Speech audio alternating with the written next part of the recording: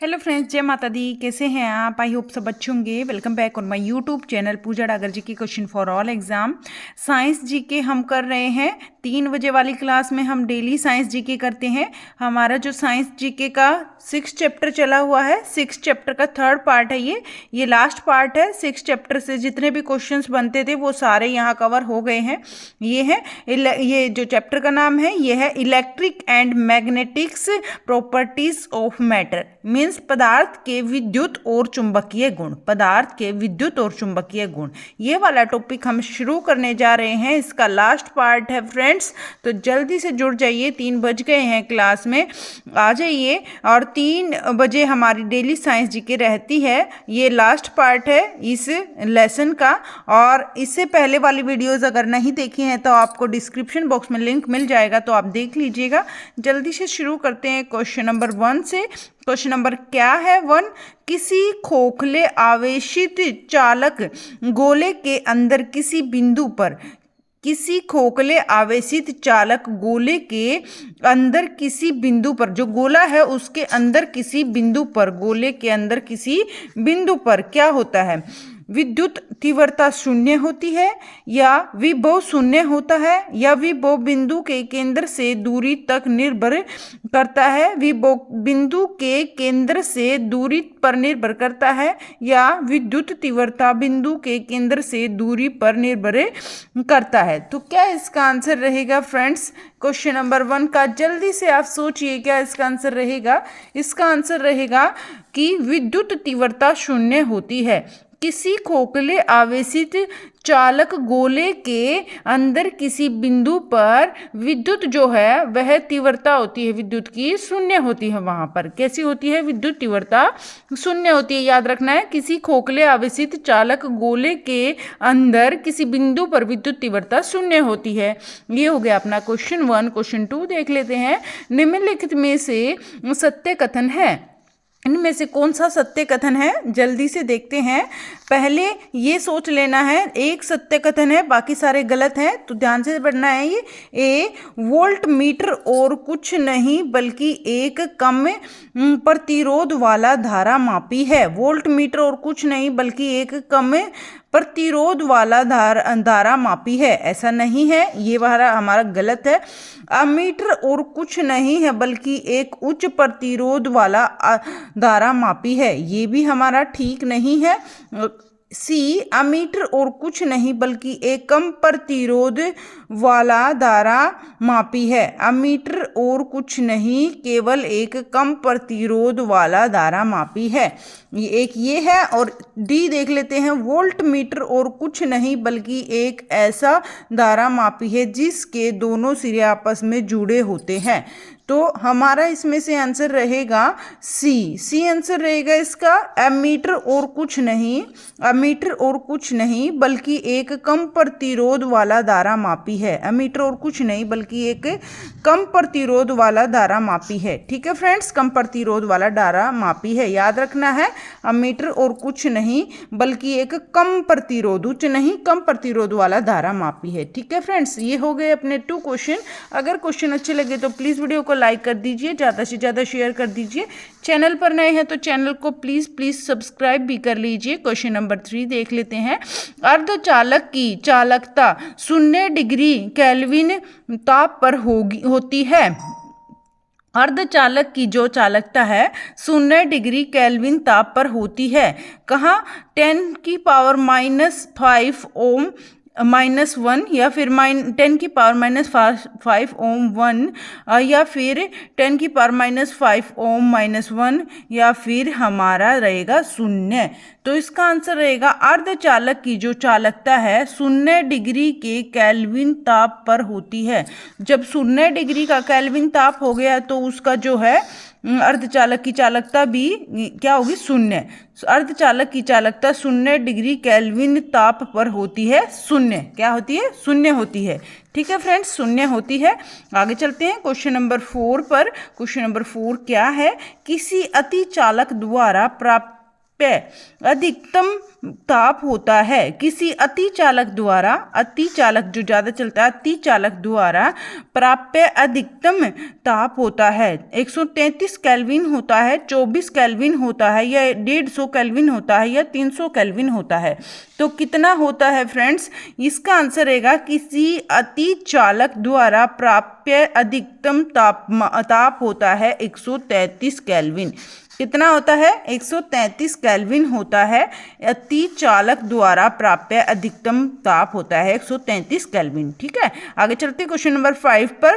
केवल और केवल हमारे 25 क्वेश्चन मैंने इसमें रखे हैं। ये चैप्टर हमारा कवर हो जाएगा, कंप्लीट हो जाएगा, तो प्लीज वीडियो में अंत तक जुड़े रहें। क्वेश्चन नंबर 5, निम्न में से कौन सी तरंग विद्युत चुंबकीय स्पेक्ट्रम परिवार की नहीं है? तो इनमें से ऐसी कौन सी है जो स्पेक्ट्रम परिवार की नहीं है? तरंग विद्युत चुंबकीय इनमें से कौन सी नहीं है जो कि स्पेक्ट्रम परिवार की नहीं है? सूक्ष्म तरंगे, एक्स तरंगे, अल्ट्रा साइनिक तरंग किरणें, या फिर अवरक्त किरणें। तो क्या रहेगा इसका आंसर? क्वेश्चन नंबर 5 का आंसर रहेगा सूक्ष्म तरंगे आती हैं और एक्सरा किरणें भी उसी में आती हैं। सूक्ष्म एक्सरा ये इंटर रिलेटेड है दोनों, और जो है अल्ट्रासोनिक किरणें ये हैं बिल्कुल अलग। अवरक्त किरणें भी इसी में आती है। सूक्ष्म एक्सरे और अवरक्त किरणें सारी इंटर रिलेटेड है, लेकिन जो है अल्ट्रासोनिक किरणें या अल्ट्रावायलेट किरणें ये हमारी बिल्कुल अलग है। तो तरंग विद्युत चुंबकीय स्पेक्ट्रम परिवार की अल्ट्रासोनिक किरणें नहीं है। ठीक है,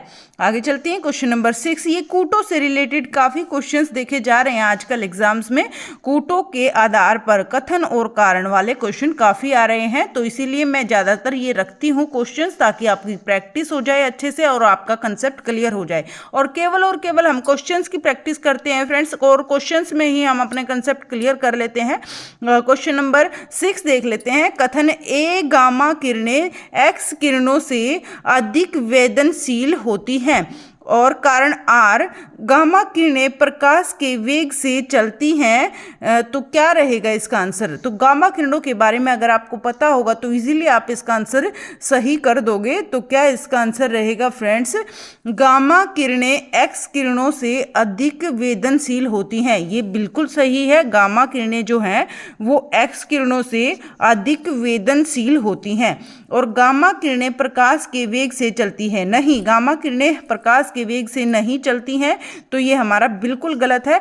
तो ए वाला ठीक है, गामा किरणें एक्स किरणों से अधिक वेदनशील होती हैं। एक्स किरणों से अधिक वेदनशील होती है गामा किरणें।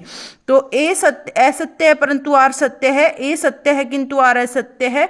दोनों ए और आर सत्य हैं, और आर ए की सही व्याख्या स्पष्टीकरण है। दोनों ए तथा आर सत्य हैं, परंतु आर ए की सही व्याख्या नहीं करता है।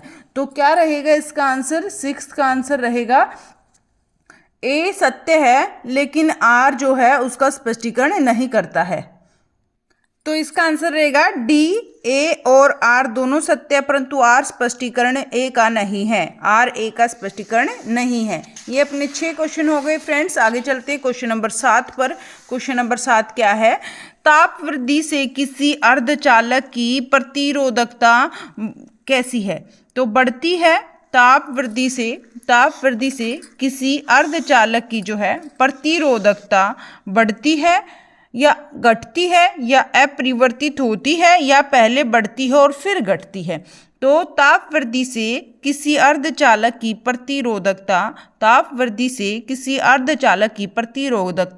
घटती है। क्या होती है? घटती है। ताप वृद्धि से किसी अर्धचालक की प्रतिरोधकता घटती है। ठीक है, याद रखना है, अर्धचालक की प्रतिरोधकता घटती है ताप वृद्धि से। क्वेश्चन नंबर 8, किसी शुद्ध अर्धचालक में कक्ष ताप पर क्या होता है? इलेक्ट्रॉनों की संख्या होलों की संख्या से अधिक होती है, या होलों की संख्या इलेक्ट्रॉनों की संख्या से अधिक होती है, या होलों की संख्या इलेक्ट्रॉनों की संख्या से के बराबर होती है। इलेक्ट्रॉन तथा होल अनुपस्थित होते हैं। तो किसी शुद्ध अर्धचालक में कक्ष ताप पर क्या होता है? क्वेश्चन नंबर 8 का आंसर रहेगा होलों की संख्या इलेक्ट्रॉनों की संख्या के बराबर होती है। जो होलों की संख्या होती है इलेक्ट्रॉनों की संख्या के बराबर होती है। होती है। कैसी होती है? बराबर होती है, ना अधिक होती है ना कम होती है, बराबर होती है। किसी शुद्ध अर्धचालक में कक्ष ताप पर, किसी शुद्ध अर्धचालक में कक्ष ताप पर होलों की संख्या इलेक्ट्रॉनों की संख्या के बराबर होती है। होल और इलेक्ट्रॉन दोनों बराबर होते हैं। क्वेश्चन नंबर 9, एक इलेक्ट्रॉन एक विद्युत क्षेत्र में इस प्रकार प्रवेश करता है कि उसका वेग विद्युत बल रेखाओं की दिशा में है। ऐसी परिस्थिति में क्या होता है? ऐसी परिस्थिति में एक इलेक्ट्रॉन एक विद्युत क्षेत्र में इस प्रकार से प्रवेश करता है। एक जो इलेक्ट्रॉन होता है ना, वो विद्युत क्षेत्र में इस तरह से प्रवेश करता है, इस तरह से प्रवेश करता है कि उसका वेग विद्युत बल रेखाओं की दिशा में है। तो ऐसी परिस्थिति में इलेक्ट्रॉनों का पथ एक परवलय होगा, या इलेक्ट्रॉनों का पथ वृत्त हो रहेगा, या इलेक्ट्रॉनों का वेग घटेगा, या इलेक्ट्रॉनों का वेग बढ़ेगा।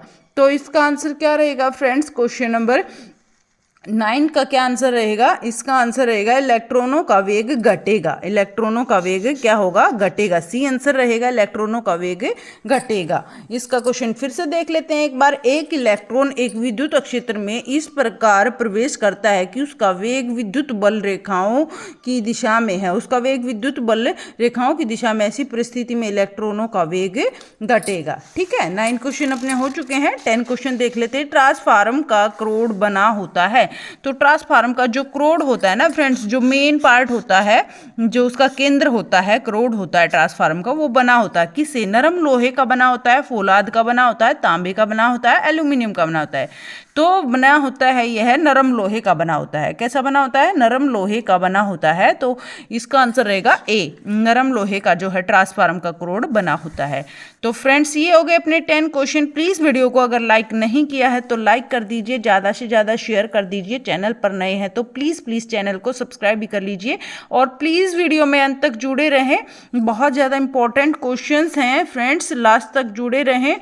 किसी ट्रांसफार्मर का लोह करोड़ परतदार रखा जाता है क्योंकि इसमें एक जो ट्रांसफार्मर होता है उसका जो लोह करोड़ होता है वह परतदार रखा जाता है। परतदार रखा जाता है क्यों रखा जाता है परतदार? क्योंकि करोड़ का भार कम होता है, या करोड़ का प्रतिरोध कम होता है, या करोड़ में शक्ति ह्रास कम हो जाता है, या डी द्वितीयक पर वोल्टता बढ़ जाती है। तो ऐसा क्यों होता है कि जो ट्रांसफार्मर का लोह करोड़ है वह परतदार रखा जाता है? क्योंकि इसमें क्या होता है? इसका आंसर क्या रहेगा? करोड़ में शक्ति ह्रास कम हो जाता है। क्योंकि करोड़ में जो है परतदार इसलिए रखा जाता है क्योंकि करोड़ में शक्ति ह्रास जो शक्ति होती है उसका जो नुकसान होता है ना, ह्रास मतलब नुकसान, वो कम हो जाता है, इसीलिए वो परतदार रखी जाती है, शक्ति ह्रास कम हो जाता है। क्वेश्चन नंबर 12, एक अर्धचालक में विद्युत चालक होता है। एक अर्धचालक में विद्युत चालक होता है केवल विवर द्वारा, या केवल इलेक्ट्रॉन द्वारा, या इलेक्ट्रॉन एवं विवर दोनों द्वारा, या इनमें से कोई नहीं। एक अर्धचालक में विद्युत चालन होता है। एक जो अर्धचालक होता है उसमें जो विद्युत चालन होता है वो कैसा होता है? केवल विवर द्वारा, केवल इलेक्ट्रॉन द्वारा, इलेक्ट्रॉन एवं विवर दोनों द्वारा, इनमें से कोई नहीं। तो इसका आंसर क्या रहेगा फ्रेंड्स? इसका आंसर रहेगा सी, इलेक्ट्रॉन और विवर दोनों द्वारा। एक अर्धचालक है उसमें विद्युत चालन होता है ना, जो वो इलेक्ट्रॉन और विवर दोनों के द्वारा होता है। इलेक्ट्रॉन और विवर दोनों के द्वारा अर्धचालक में विद्युत चालन होता है। क्वेश्चन नंबर 13, निम्नलिखित में से कौन सही सुमेलित है? निम्नलिखित में से कौन सही सुमेलित है? इनमें से कौन सा सही है? बाकी सारे गलत हैं। देख लेते हैं। ए संधारित्र थर्मामीटर, या बी थर्मोरेसिस्टर या इलेक्ट्रॉनिक थर्मामीटर, या फिर सी बाइपोलर जंक्शन ट्रांजिस्टर द्विष्टकारी। ठीक है, ये रहेगा, ये द्विष्टकारी यहाँ पर है इसका निशान। ये डी जंक्शन डायोड आवर्धक। तो क्या रहेगा इसमें से कौन सा हमारा एक सम्मिलन है? तो 13 का आंसर हमारा रहेगा बी, थर्मोरेसिस्टर जो है यह इलेक्ट्रॉनिक थर्मोमीटर है। क्या है? एक इलेक्ट्रॉनिक थर्मोमीटर है, थर्मोरेसिस्टर। आगे चलते हैं क्वेश्चन नंबर 14 पर। निम्नलिखित में से कौन ट्रांजिस्टर का एक महत्वपूर्ण भाग है? तो इनमें से कौन सा ट्रांजिस्टर का, जो ट्रांजिस्टर होता है उसका सबसे महत्वपूर्ण भाग कौन सा होता है? इनमें से जर्मेनियम होता है, आर्सेनियक होता है, या ऑस्मियम होता है या फिर रेडियम होता है। तो जो ट्रांजिस्टर होता है उसका सबसे मेन जो भाग होता है वो होता है जर्मेनियम। क्या होता है? जर्मेनियम होता है, सबसे मेन भाग होता है ट्रांजिस्टर का, सबसे महत्वपूर्ण भाग होता है जर्मेनियम। ओके, 14 क्वेश्चन अपने हो चुके हैं फ्रेंड्स। 15 क्वेश्चन पर चलने से पहले वीडियो को अगर लाइक नहीं किया है तो लाइक कर दीजिए। स्वागत है सभी का पूजा डागर जी के क्लास में। केवल 15 मिनट की हमारी क्लास रहती है, तो प्लीज़ अंत तक जुड़े रहें। केवल 25 क्वेश्चन हमने रखे हैं इस क्लास में, तो हमारे 15 क्वेश्चन बाकी हैं। 15 क्वेश्चन देख लेते हैं। क्या है? थर्मोपाइल का कार्य निम्न में से आधारित है। किस पर आधारित है? थर्मोपाइल का कार्य किस पर आधारित है? ए पेल्टियर प्रभाव पर, या बी सीबेक प्रभाव पर, या सी थॉमसन प्रभाव पर, या डी डे ह्रास प्रभाव पर। तो क्या रहेगा इसका आंसर? थर्मोपाइल का कार्य निम्न पर आधारित है। तो थर्मो जो पाइल होता है उसका कार्य किस पर आधारित होता है? इसका आंसर सोचिए क्या होगा। इसका आंसर जो है थर्मोपाइल का कार्य निम्नलिखित पर आधारित होता है। तो थर्मोपाइल का कार्य होता है सीबेक प्रभाव पर आधारित होता है। किस पर? सीबेक प्रभाव पर आधारित होता है। थर्मोपाइल का कार्य सीबेक प्रभाव पर आधारित होता है। आगे चलते हैं क्वेश्चन नंबर 16 पर। यदि किसी प्रारूपिक द्रव्य का विद्युत प्रतिरोध अकस्मात यानी अचानक से गिर कर शून्य हो जाता है तो जो है वह द्रव्य क्या कहलाता है? तो वह द्रव्य क्या कहलाता है?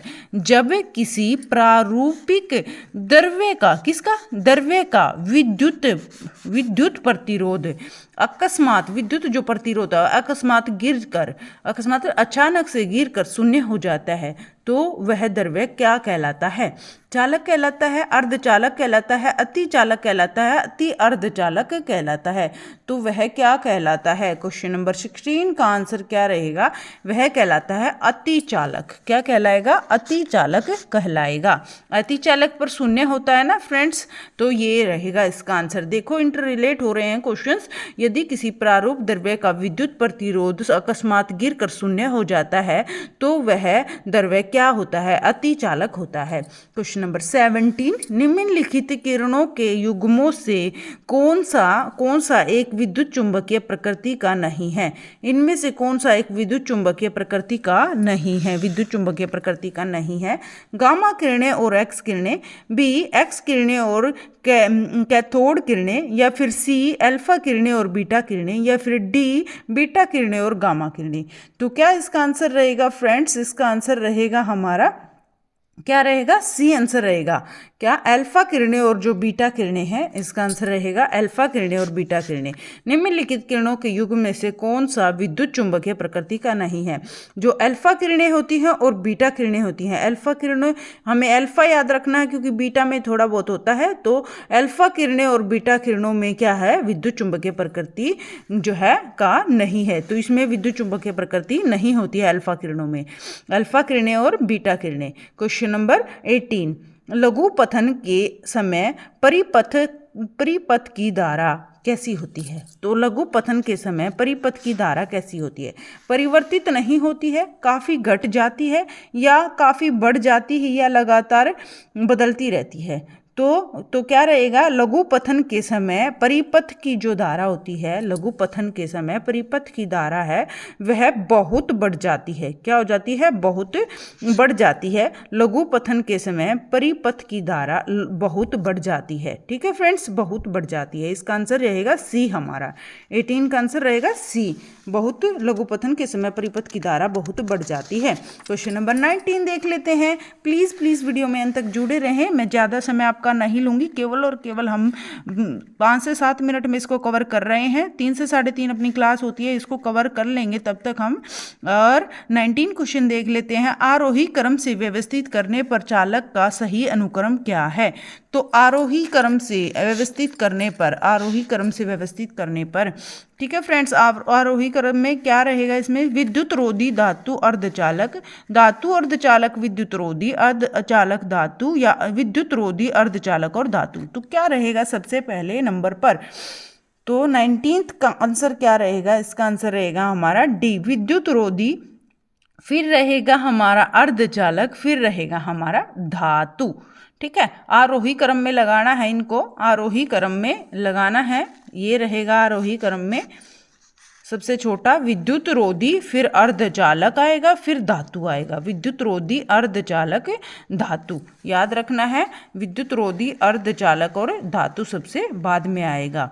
आगे चलते हैं, कुछ अर्धचालक बीच में आएगा। क्वेश्चन नंबर 20, विद्युत मापी हो सकती है। तो विद्युत मापी कैसी हो सकती है? एक सूक्ष्म कंप्यूटर, एक मेन फ्रेम कंप्यूटर, एक संकर कंप्यूटर, एक अनुरूप कंप्यूटर। तो विद्युत मापी हो सकती है। तो विद्युत मापी क्या हो सकती है? विद्युत मापी हो सकती है एक अनुरूप कंप्यूटर हो सकती है। विद्युत मापी हो सकती है एक अनुरूप कंप्यूटर। ठीक है, विद्युत मापी हो सकती है एक अनुरूप कंप्यूटर। ये हो गया इसका D answer friends. Question number 21 पर चलने से पहले अगर वीडियो को आपने लाइक नहीं किया तो लाइक कर दीजिए, प्लीज़ लाइक कर दीजिए, ज़्यादा से ज़्यादा शेयर कर दीजिए। चैनल पर नए हैं तो चैनल को सब्सक्राइब भी कर लीजिए। क्वेश्चन नंबर 21, डेली हम टॉपिक वाइज साइंस को कवर कर रहे हैं। और फ्रेंड्स अभी तक हमारे जो है एक चैप्टर में 90+ क्वेश्चंस भी आए हैं। तो डेली अगर हम 25 या 30 क्वेश्चन कर लेते हैं तो साइंस की हमारी पूरी साइंस कवर हो जाएगी। और एक चैप्टर से जब हम 90-60+ क्वेश्चंस निकालते हैं तो मुझे नहीं लगता कि इससे बाहर अगर आपके पेपर में आएगा तो कहीं से, मुझे तो नहीं लगता। क्वेश्चन नंबर 21 क्या है? वह युक्ति कौन सी है जो हमारे TV set, computer, radio set में विद्युत आवेश के संग्रहण के प्रति प्रयुक्त होती है? तो वह युक्ति कौन सी है? वह युक्ति कौन सी है जो हमारे TV set, computer, radio set में विद्युत आवेश के संग्रहण के प्रति प्रयुक्त होती है? प्रयुक्त मतलब प्रयोग होती है। ठीक है फ्रेंड्स, आप कंसेप्ट को समझने की कोशिश करिएगा क्वेश्चंस के, ताकि आपका अगर क्वेश्चंस मोल्ड होके भी आ जाए तो आपको कंसेप्ट क्लियर हो, आप इजीली उसका आंसर दे सको। वह युक्ति कौन सी है जो हमारे TV set, computer, radio set में विद्युत आवेश के संग्रहण के प्रति प्रयुक्त होती है? प्रयुक्त मतलब प्रयोग होती है। तो ऐसी कौन सी जो है ऐसी आवेश के संग्रहण के प्रति प्रयुक्त होती है, विद्युत आवेश के संग्रहण के प्रति ऐसी कौन सी युक्ति है? युक्ति बतानी है। तो ये ए रहेगा प्रेरित्र, बी प्रतिरोधन, सी संधारित्र, या फिर डी चालक। तो इसका आंसर रहेगा फ्रेंड्स संधारित्र। ऐसी युक्ति है संधारित्र। ऐसी युक्ति है संधारित्र जो है, जो हमारे TV set, computer, radio set में विद्युत आवेश के संग्रहण के, विद्युत आवेश के संग्रहण मतलब इकट्ठा करने के प्रति प्रयुक्त होती है। ये होती है संधारित्र। आगे चलते हैं, संग्रहण और संधारित्र ऐसे एक से अक्षर हैं तो याद भी रख सकते हो आप। क्वेश्चन नंबर 22, यदि दो चालक गोले अलग अलग आवेशित किए जाएं तो फिर संपर्क में लाए जाएं तो अगर दो चालक गोले अलग अलग आवेशित किए जाएं तो फिर संपर्क में लाए जाएं, दो अलग अलग आवेशित किए जाएं और फिर दोबारा से उनको संपर्क में लाया जाए तो दोनों गोलों का संपूर्ण आवेश संरक्षित होगा, या फिर दोनों गोलों की संपूर्ण ऊर्जा संरक्षित होगी, या फिर संपूर्ण ऊर्जा और संपूर्ण आवेश दोनों संरक्षित रहेंगे, संरक्षित मतलब सुरक्षित रहेंगे, या डी अंतिम विभव हमेशा दोनों पोलों के मूल विभवों के मध्य के बराबर होगा। तो कैसा होगा फ्रेंड्स? 22 का आंसर रहेगा हमारा ए। ठीक है, दोनों गोलक का संपूर्ण आवेश संरक्षित होगा। ठीक है, याद रखना है। अगर आवेशित है, अलग अलग आवेशित किए जाएं तो फिर संपर्क में लाया जाए तो कैसा होगा? तो आवेश की बात करी है तो क्वेश्चन में ही आंसर है, तो दोनों गोलक का संपूर्ण जो आवेश वो संरक्षित होगा। ओके, ये हो गए अपने 22 क्वेश्चन फ्रेंड्स। केवल हमारे 25 क्वेश्चन है, तो प्लीज़ अंत तक जुड़े रहें। 3 ही क्वेश्चन हमारे बच गए हैं तो ये भी कर लेते हैं जल्दी से। जब प्लीज़ वीडियो को लाइक कर दीजिए, अगर क्वेश्चन अच्छे लग रहे हैं तो वीडियो को लाइक करें, ज़्यादा से ज़्यादा शेयर करें। क्वेश्चन नंबर 23, जब ताप दीप्त विद्युत बल्ब दीप्तिमान होता है तब क्या होता है? दीप्तिमान होता है तब क्या होता है? ए, जब ताप दीप्त विद्युत बल्ब दीप्तिमान होता है तब विद्युत ऊर्जा आंशिक रूप से प्रकाश ऊर्जा में तथा आंशिक रूप से आंशिक रूप से ताप ऊर्जा में परिवर्तित होती है। तो क्या रहेगा, विद्युत ऊर्जा आंशिक रूप से प्रकाश ऊर्जा और आंशिक रूप से ताप ऊर्जा, देखो दोनों अलग अलग है, प्रकाश ऊर्जा और आंशिक रूप से ताप ऊर्जा में परिवर्तित होते हैं। ठीक है। बी, विद्युत ऊर्जा पूर्णतया प्रकाश ऊर्जा में परिवर्तित होती है। या सी, प्रकाश ऊर्जा विद्युत ऊर्जा में परिवर्तित होती है। या फिर डी, विद्युत ऊर्जा चुंबकीय ऊर्जा में परिवर्तित होती है। तो क्या होता है, जब ताप दीप्त विद्युत बल्ब दीप्तिमान होता है, ताप दीप्त विद्युत बल्ब ताप दीप्त विद्युत बल्ब दीप्तिमान होता है, तो क्या होता है, तो विद्युत ऊर्जा आंशिक रूप से प्रकाश ऊर्जा और आंशिक रूप से ताप ऊर्जा में परिवर्तित होती है। ठीक है। जो विद्युत ऊर्जा होती है ना, वो आंशिक रूप से प्रकाश ऊर्जा और आंशिक रूप से ताप ऊर्जा, प्रकाश और ताप ऊर्जा में परिवर्तित होती है। ठीक है। प्रकाश विद्युत जो है प्रकाश और ताप ऊर्जा में परिवर्तित होती है। क्वेश्चन नंबर 24 क्या है, ट्रांसफार्म का एक प्रकार का उपकरण है जो शक्ति को बढ़ा सकता है, वोल्ट को बढ़ा सकता है, या वोल्टता को घटा सकता है, या धारा और वोल्टता को माप सकता है। तो जो ट्रांसफार्म होता है वह एक प्रकार का उपकरण होता है। तो क्या कर सकता है वो, इनमें से देखना है, केवल 4, केवल 1 और 4, केवल 2 और 3, केवल 1 2 3 4। तो क्या इसका आंसर रहेगा फ्रेंड्स, इसका आंसर रहेगा हमारा क्या, एक बार दोबारा देख लेते हैं। ट्रांसफार्मर एक प्रकार का उपकरण है जो कि शक्ति को बढ़ा सकता है, वोल्ट को बढ़ा सकता है, वोल्टता को घटा सकता है। तो वोल्टता को बढ़ा सकता है, जो ट्रांसफार्मर होता है सबसे ज़्यादा वो क्या करता है, सबसे ज़्यादा करता है वोल्टता को बढ़ाएगा। ठीक है, वोल्टता को बढ़ाएगा, वोल्टता को घटा तो नहीं सकता, तो ये तो रॉन्ग हो गया। शक्ति को बढ़ा सकता है, ये भी रॉन्ग हो गया। वोल्टता को बढ़ा सकता है, ये ठीक हो गया। धारा और वोल्टता को माप सकता है, और धारा और वोल्टता को माप नहीं सकता है। वोल्टता को बढ़ा सकता है और वोल्टता को घटा सकता है, दोनों काम कर सकता है। क्या रहेगा इसका आंसर, 2 और 3।